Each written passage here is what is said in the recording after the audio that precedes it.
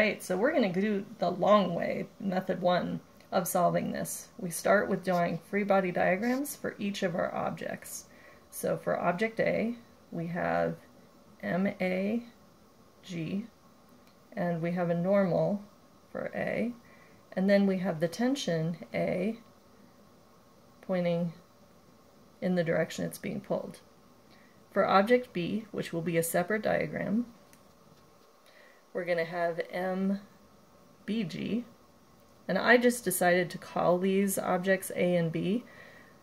I could have called them 1 and 2 or whatever.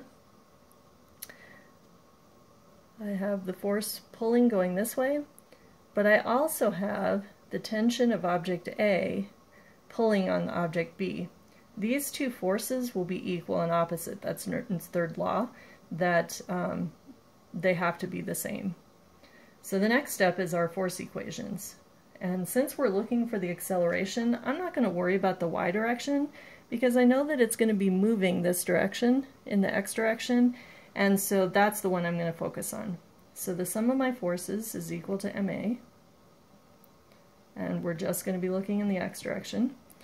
So in the x direction, the only force I have on object A is the tension of object A.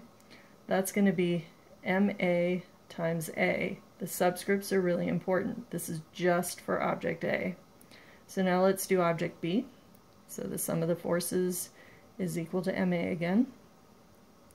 I now have a pulling force minus that tension force is equal to the acceleration of object B times A. And the two accelerations have to be the same because they're connected, so they have to be accelerating the same amount. So the next step is to substitute. So I have a system of equation. I have two unknowns. I have the tension that I don't know, and I also have the acceleration I don't know.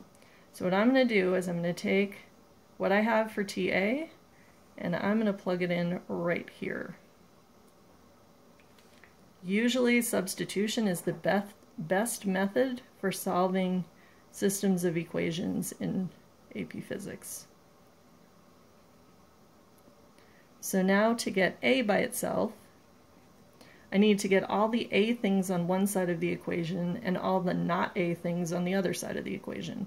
So I'm going to add MAA on both sides.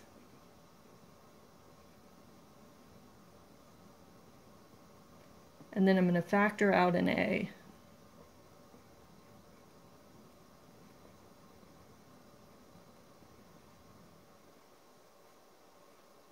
Now I can solve for A.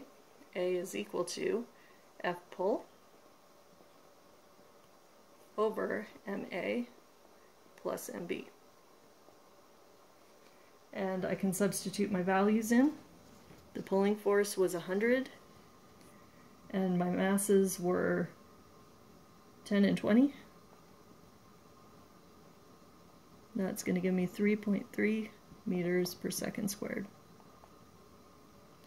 Then I need to find the tension in A. Well, now that I know my acceleration, my easiest way to find that tension is going to be this equation right here. So TA is going to be equal to MA, which was 20, times that acceleration, which is 3.3, and that's going to give me 66 newtons.